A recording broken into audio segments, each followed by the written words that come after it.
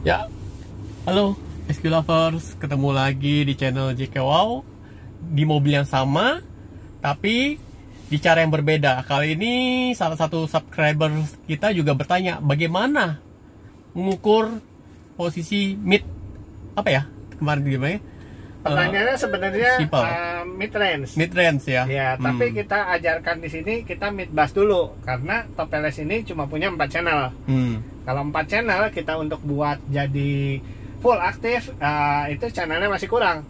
Tapi nggak ada hambatan. Sebenarnya kalau kita bisa, kita tetap bisa main semi aktif untuk speaker 3-way dengan Top LS yang punya 4 channel. Ya, untuk lebih jelasnya kita ke belakang mobil. Oke, kita lihat pasifnya ya. Ya, karena di situ kuncinya.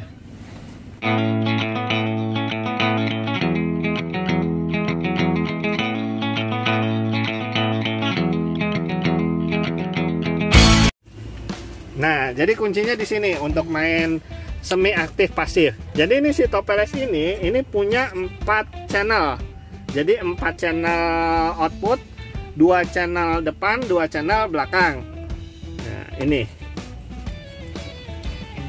2 channel belakang, 2 channel depan. Nah, caranya untuk main semi aktif, ini channel depan kita pakai untuk mendrive tweeter dan midrange. Jadi yang dipakai kalau di sini kita cabut di sininya supaya jelas. Nah, ini input, ini high, mid, low. Berarti yang low-nya ini kita lepas. Kita jangan pakai pasif lagi, kita main aktif. Yang low ini kita sambungkan ke sini, ke channel belakang. Channel belakang kiri untuk yang kiri, yang kanan channel belakang kanan. Hanya untuk yang low. Yang low ini. Yang high tetap kita ikut pasifnya. Nah, setelah kita rubah, tinggal kita setting di depan. Ya, kita ke depan lagi. Nah, setelah kita konfigurasinya kita rubah, jadi tadi ini tweeter dan midrange ini pakai channel depan, ini mid bass pakai channel belakang. Langkah berikutnya adalah kita atur konfigurasinya di Top LS. Top LS biasa kita connect. Nah, berikutnya adalah di crossover lebih dulu. Crossover untuk channel depan ini kita pakai langsung off.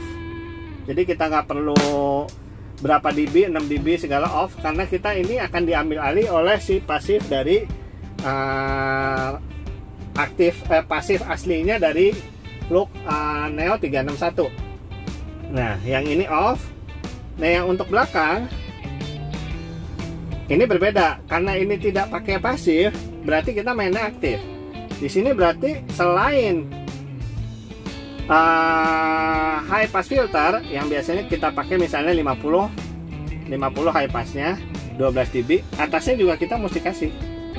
Nah, ini low pass filternya kita pakai juga 12 dB. Nah, ini frekuensinya, ini frekuensi untuk si mid bass. Mid bass kita pakai ini perlu diukur sih untuk lebih tepatnya, tapi kita pakai di sini 450 Hz. Nah, jadi begini tuh, seperti ini. Jadi ini namanya band pass filter. Jadi kita mau melewatkan frekuensi di atas 50 sampai dengan frekuensi 450 untuk frekuensi bawah.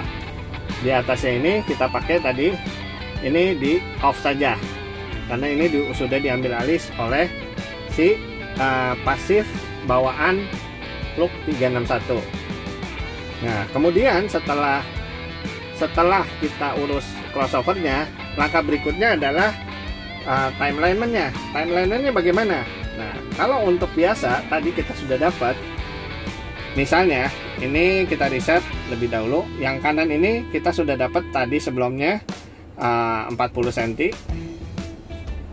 40 ini kita tidak perlu rubah-rubah lagi. Yang kita perlu rubah adalah ini, yang channel belakang. Channel belakang ini dipakai untuk si mid bass di sini. Sama juga pakai itunya, teorinya pakai meteran. Nah, sebelumnya kita ukur dulu. Ini jaraknya berapa?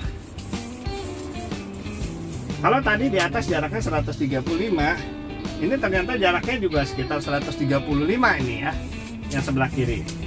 Yang kanan jaraknya 110. Nah, kemudian langkah berikutnya adalah tadi ini 135 atas 135. Logikanya di 0. Logikanya secara teori pengukuran. Nah, tapi balik lagi setelah pengukuran kita perlu dengar.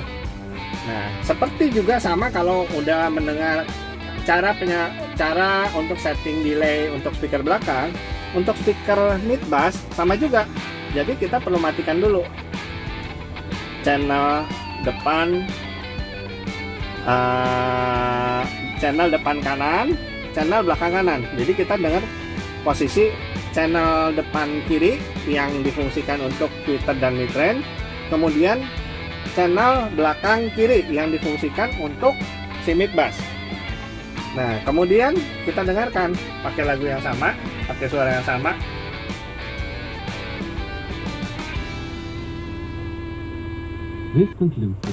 Nah, kita dengarkan ini, suaranya ada di mana?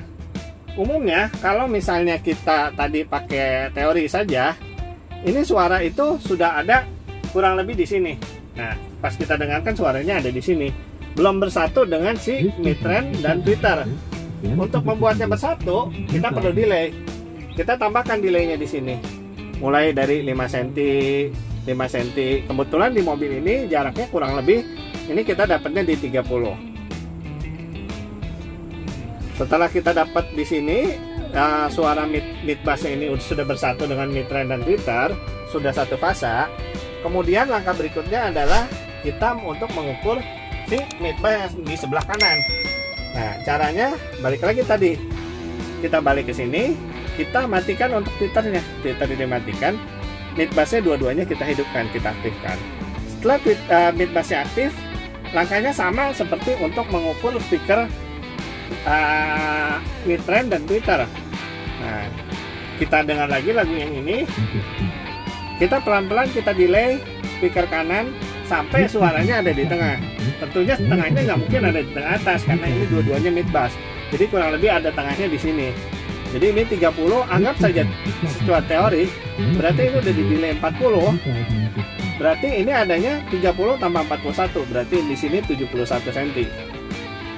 Nah, setelah ini 71 cm, seperti biasa kita dengarkan lagi lagu tadi, benar nggak ada di tengah.